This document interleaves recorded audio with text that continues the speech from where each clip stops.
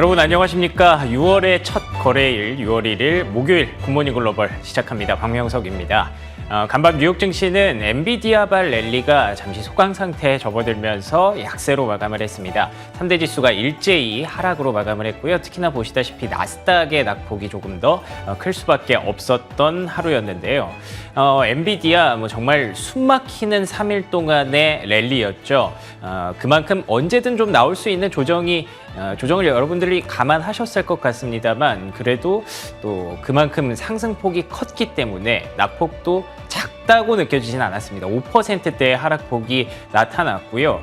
그리고 또 덩어리가 커진 만큼 지수에 미치는 영향력도 클 수밖에 없죠. 그래서 나스닥의 하락폭을 좀 이끌어낸 것으로 확인을 하고 있습니다.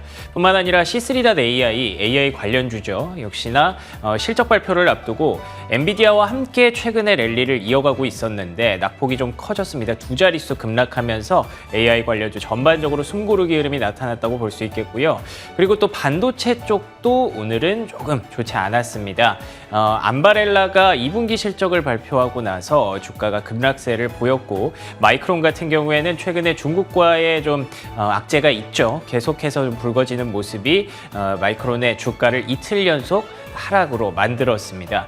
근데 이에 반해서 인텔 같은 경우에는 또 급등이 나왔습니다. 인텔은 2분기 매출 가이던스 상단을 좀 터치할 수 있을 것이다라는 기대감이 유입됨과 동시에 엔비디아에서 TSMC 하나로는 좀 부족하다. 삼성전자라든지 그리고 또 인텔의 파운드리도 가능성을 계속 엿보고 있다라는 얘기가 나오면서 이 부분들이 동시에 호재로 작용했던 것으로 보이는데요.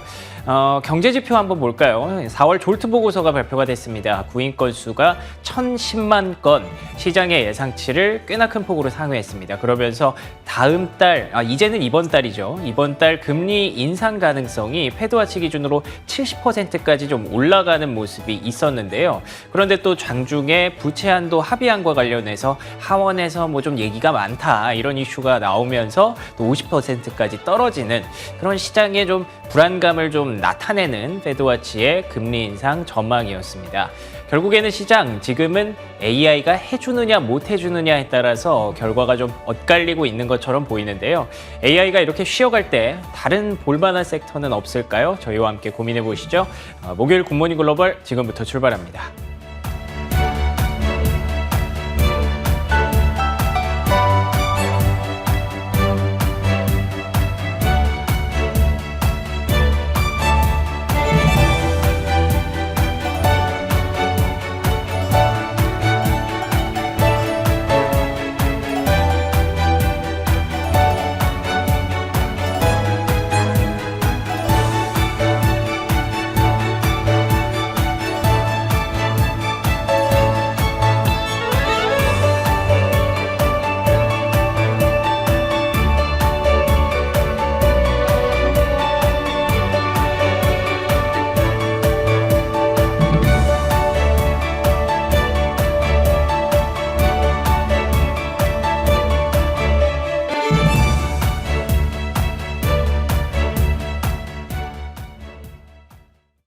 간밤 뉴욕 증시, 부채 한도 합의안 표결을 대기를 하면서 일제히 하락세를 나타냈습니다.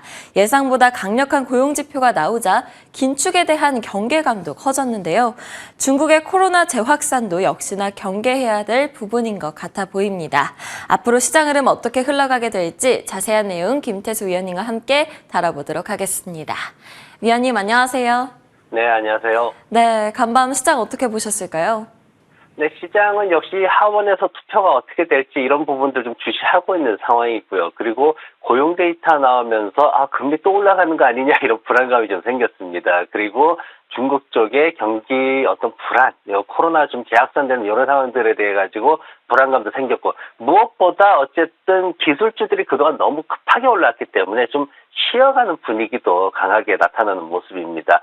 연준에서 베이지북 발표를 했는데 크게 봤을 때 이제 화물 쪽 경기가 안 좋다, 이제 화물 경기가 안 좋다는 얘기는 결국은 유동 물량이 적다라는 거고 그거는 경제 전반에 약간의 침체가 오고 있다라고 그렇게 해석이 됐습니다. 그리고 부동산, 특히 이제 상업용 부동산 쪽에서도 굉장히 약세를 지속하고 있는 그런 모습이 나왔고 임금은 완만한 속도로 상승을 계속하고 있다. 이렇게 나왔습니다. 그러면서 이제 연준이 추가적으로 금리 인상을 할 수 있다라는 그런 추측까지 가능하게 되면서 시장이 좀 주춤하는 모습을 보였죠. 종합적으로 연준에서 바라보는 경제 상황은, 경제 활동은 크게 변하진 않았는데 성장 전망에 대해서는 좀 약세다. 이렇게 지금 평가를 하고 있는 것 같습니다.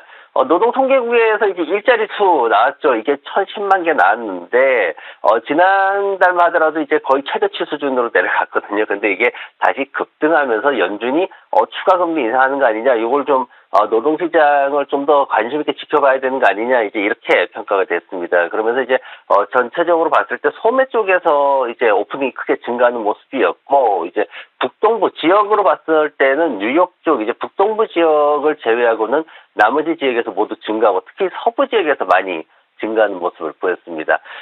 지금 시장에서 어쨌든 이제 6월 13일, 14일 이때 FOMC 열리는데 과연 연준이 금리를 중단할 거냐, 올릴 거냐, 이렇게 이제 얘기를 많이 하는데, 지금 장중에 이제 연준 총재가 나와가지고 중단하는 게 나을 것 같다.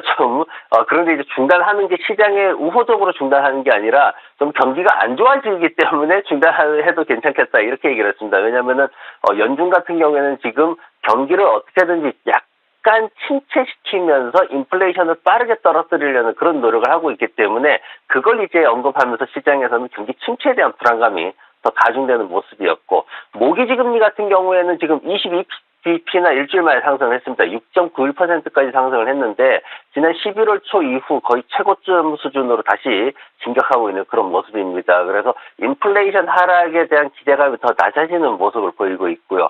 오늘 밤에는 해고자 수 이제 발표가 되고, 그리고 ISM에서 발표하는 제조업 구매 관리자 지수가 발표가 됩니다. 여전히 침체 국면에 머무를 것으로 그렇게 예상이 되고 있습니다. 실적 발표 이어지는데 브로드컴이라든가 달러제너럴, 그리고 룰루레몬, 델컴퓨터, 메이시스백화점, 그리고 차지포인트까지 이렇게 다양한 산업의 기업들이 실적 발표를 앞두고 있는데, 브로드컴하고 룰루레몬 정도가 실적에 대한 기대감이 좀 형성이 되고 있습니다.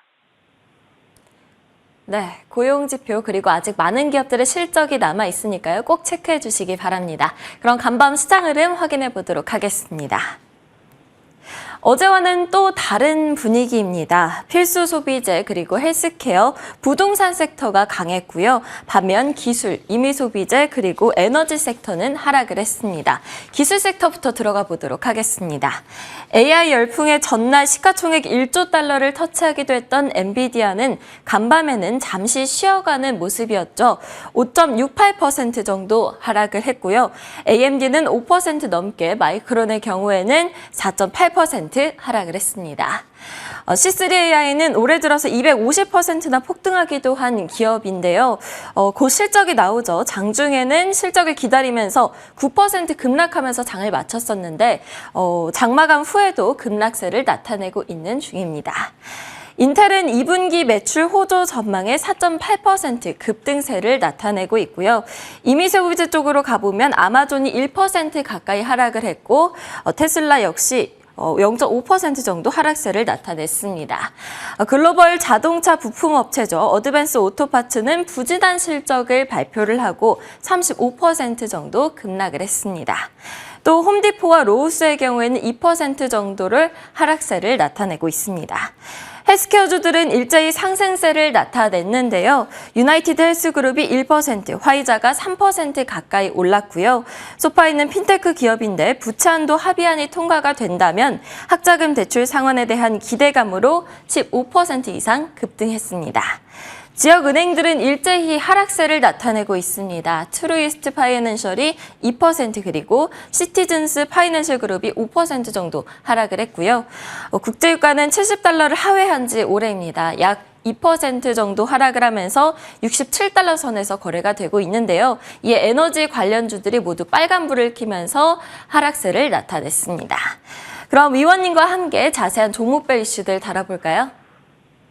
네, 시장에서 이제 종목들이 여러 가지 나오고 있는데 기술주들에 대한 조정이 좀 두드러지는 모습입니다. 그렇지만 그래도 인텔 같은 경우에는 굉장히 좋은 모습 보였습니다. 인텔은 엔비디아 측에서 이제 CEO가 나서가지고 인텔 파운드리 서비스 테스트를 했는데 성능이 굉장히 우수했다. 인텔에 대해서 좀 활용을 고려하고 있다. 이렇게 좀 얘기를 했습니다. 그러다 보니까 굉장히 좋은 모습을 보이면서 좀 오늘 하락장에도 상승하는 모습 보였고, 엔비디아에 대해서 이제 시장 기대치가 굉장히 높죠. 근데 이제 엔비디아가 성장하면 AMD와 인텔이 다 죽을 거다 이제 이런 얘기들을 하고 있는데, 하지만 상황이 조금 이렇게 AMD하고는 엇갈리는 모습을 보이고 있습니다. AMD 같은 경우에는 이제 별다른 언급이 없었던 탓에 이제 지난밤에는 부채에 대한 얘기가 계속 나왔습니다. 부채가 지금 24억 7천만 달러로 이제 갑자기 급증했다. 한 7억 달러 정도 급증했다. 이제 이런 얘기가 나왔는데, 그래도 이제 순현금이 지금 보면 34억 달러나 되기 때문에 사실 위험한 건 아니지만 뭔가 자꾸 부정적인 뉴스들이 나오고 있는 그런 모습을 보이고 있고, 엔비디아한테 시장을 뺏기는 상황만 좀 부각이 되면서 주가가 엔비디아하고 같이 마이너스 5%대 하락하는 모습 보였습니다. 반면에 이제 인텔 같은 경우에는 그 가운데도 시장이 확장되면 인텔은 이제 바닥 쳤으니까 더 시장 확장되는 데서 뭔가 기회를 가질 수 있을 것이다. 이런 쪽으로 좀 긍정적으로 서로 상반되는 분위기가 연출이 됐습니다. 어드밴스 오스파트 같은 경우에는 지금 35% 주가가 급락을 했는데 전체적인 가이던스 자체가 줄어들 것이다. 거기에다가 이제 배당금을 80% 이상 줄이겠다. 이렇게 발표를 하면서 주가가 크게 급락하는 모습이었습니다.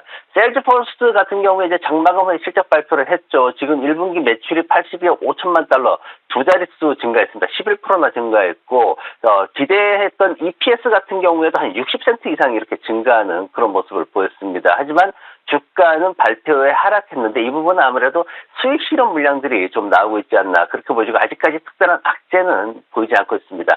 C3 같은 경우에도 실적을 예상치를 능가하는 실적을 발표를 했습니다. 매출이 7,100만 달러 예상했는데 7,240만 달러, 140만 달러 정도 높게 나왔고, 주당 순손실 같은 경우에도 17센트 예상했는데 13센트로 예상치보다는 그래도 괜찮은 수준으로 나왔습니다. 하지만 C3 같은 경우에도 장 마감 후에 지금 주가가 계속해서 떨어지는 그런 모습을 보이고 있어가지고, 오늘 장 중에 떨어진 거랑 장 마감 후에 떨어진 거랑 합치면은 거의 20% 이상 지금 떨어지고 있거든요. 그래서 이런 부분도 급등에 따른 수익 실현이 아닌가 그렇게 지금 예측이 되고 있습니다. 오늘 제가 애플 차트 가지고 왔는데요. 애플은 그동안 이제 법무부하고 독점에 관해서 계속해서 이제 싸우고 있었습니다. 거기에 이제 법무부는 애플 쪽에서 수수료를 너무 높게 하고 이러면서 독점에 대한 지위를 유지하고 있기 때문에 이제 독점 금지법 위반으로 이제 고소를 하겠다 뭐 이런 입장인데, 그런데 지금 이제 애널리시스 그룹이라는 곳에서 보고서를 이번에 내놨는데 2022년도에 그 앱스토어에서 이제 판매한 게 뭐 한 100% 이상 늘었는데 그중에 90%가 수수료 자체 이런 수수료를 가지고 늘린 게 아니다. 그렇기 때문에 우리가 법무부에서 말하는 독점 형태를 유지하고 있는 게 어떤 수수료 정책이나 이런 것 때문에 그런 건 아니다. 이렇게 반박할 수 있는 확실한 근거가 생겼습니다. 그러면서 이제 장중에 1% 정도 상승하는 모습 보이는데, 물론 이제 막판에 전체적인 분위기에 휩쓸리면서 약세로 전환하는 모습 보였습니다. 다만 주가가 이제 직전 고점 수준인 179달러 수준에 이제 근접하다 보니까 하락장에서 좀 한 템포 쉬어갈 수 있는, 좀 시장이 전반적으로 이제 하락하는 상황에서 한 템포 쉬어갈 수도 있는 그런 모습을 보일 수 있기 때문에, 이런 것들에 대해서 어떤 주가의 수익 실현, 주식의 수익 실현이라든가 이런 것들 보면서 투자자분들도 조금 쉬어가는 그런 전략을 좀 세우시면 좋을 것 같습니다. 네, 간밤 종목별 이슈들 자세하게 짚어봤습니다. 그렇다면 오늘 위원님의 픽은 무엇일까요? 다소 생소할 수도 있는 기업입니다. 수소 및 질소 제품을 제조하는 CF 인더스트리즈 홀딩스 가져오셨어요. 네, 맞습니다. 쉽게 말해서 비료라고 생각하시면 됩니다. 이 비료 만드는 회사고 농업 관련돼 가지고 다양한 제품들을 공급하는 회사인데, 제가 이번 주에 알려드리는 종목들은 바닥권에 있는 종목들입니다. 하지만 펀더멘탈이 어느 정도 수준을 계속 유지해주는 그런 종목들이고, 이 회사 같은 경우에 이제 1946년도에 설립이 돼가지고 계속해서 수십 년째 70년 정도 이렇게 계속 사업을 이어오고 있는 그런 회사입니다. 여러 가지 뭐 수소 비료라든가 뭐 여러 가지 이제 에너지 관련된 것들, 농업 분야의 여러 가지 제품들을 공급을 하고 있습니다. 이 회사가 지금 최근에 주가가 많이 하락했어요. 보면은 어떤 컨센서스 자체가 수익에 대한 부분이 계속해서 떨어지고 있는 모습을 보이고 있는데, 최근 두 달 동안에 약 한 17% 정도 계속해서 주가 전망, 그 수익 전망을 하향 조정하는 모습을 보이고 있습니다. 그러면서 지금 현재 추정되는 게 얼마냐, 그 8불 40센트 정도가 지금 EPS가 추정이 되고 있는데, 근데 사실 이 부분이 그렇게 나쁜 수준은 아니에요. 2022년도 대비해서는 이게 좀 많이 떨어진 거죠. 왜냐하면 작년에 엄청나게 높은 어떤 기대치들을 가지고 있었기 때문에. 하지만 2021년도보다는 2배 수준으로 또 성장하는 모습이기 때문에 이게 현재 주가가 이렇게까지 떨어진 거는 좀 지나치다 이렇게 좀 평가를 받고 있습니다. 왜냐하면은 그 근거로는 퍼가 4배밖에 되지 않습니다. 퍼가 4 정도밖에 되지 않기 때문에 굉장히 저평가되는 방향으로 가고 있다. 이렇게 지금 얘기를 하고 있고, 지금 뭐 주가 떨어진 거는 전망치가 떨어지다 보니까 당연히 떨어지는 이런 수순을 밟게 된 거고요. 그리고 이 회사가 지금 ROE가 44%입니다. 굉장히 높죠. 산업 평균이 16%밖에 되지 않는데 굉장히 높은 수준으로 수익을 실현해가고 있고, 최근 5년 동안 연평균 49%의 순이익 성장을 보여주는 굉장히 큰 성장세를 보이고 있던 기업입니다. 그리고 한국의 롯데케미칼하고 양해가스 체결해가지고 이제 이쪽에도 롯데에도 이제 또 비료를 공급하게 되는 이런 상황들이 앞으로 진행이 될 겁니다.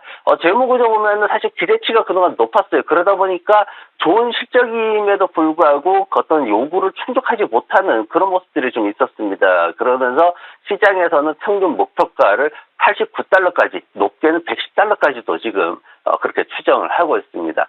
차트로 보시면은 지금 최고가 기준으로 봤을 때 50% 정도 하락해 있는 그런 상황이에요. 그리고 지난 팬데믹 회복화가 나가지고 이제 올라왔던 그 구간에 대해서는 약 한 80% 정도 되돌려 놓은 이런 모습입니다. 그래서 안정세를 찾기 위한 어떤 구간에 진입을 했다, 이렇게 보여지고, 골드만삭스 같은 경우에는 올해 주가 상승 여력을 앞으로 한 57%까지 더 있다, 이렇게 지금 예상을 하고 있기 때문에 기대치는 굉장히 살아나고 있는 그런 모습을 보이고 있습니다. 그래서 매수 구간은 지금 차트에서 제가 노란 박스 구간, 삼각형 구간 제가 표시를 해놨는데 57달러하고 지금 추세선 올라오는 57달러하고 60달러 사이에서 그 바닥 만드는 모습 보면서 이제 매수 진행을 해야 되고, 추가 하락 시에 손들면 55달러 구간 잡고 다시 이렇게 확인을 해봐야 됩니다. 그래서 목표가는 1차적으로 한 75달러 정도 잡으시고 2차적으로는 89달러까지 잡으시면은 좀 편안하게 투자를 하실 수 있을 것 같습니다.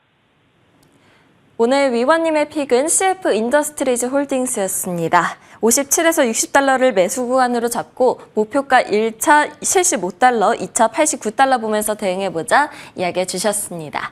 지금까지 김태수 위원님과 함께했습니다. 오늘도 좋은 말씀 감사합니다. 네, 고맙습니다.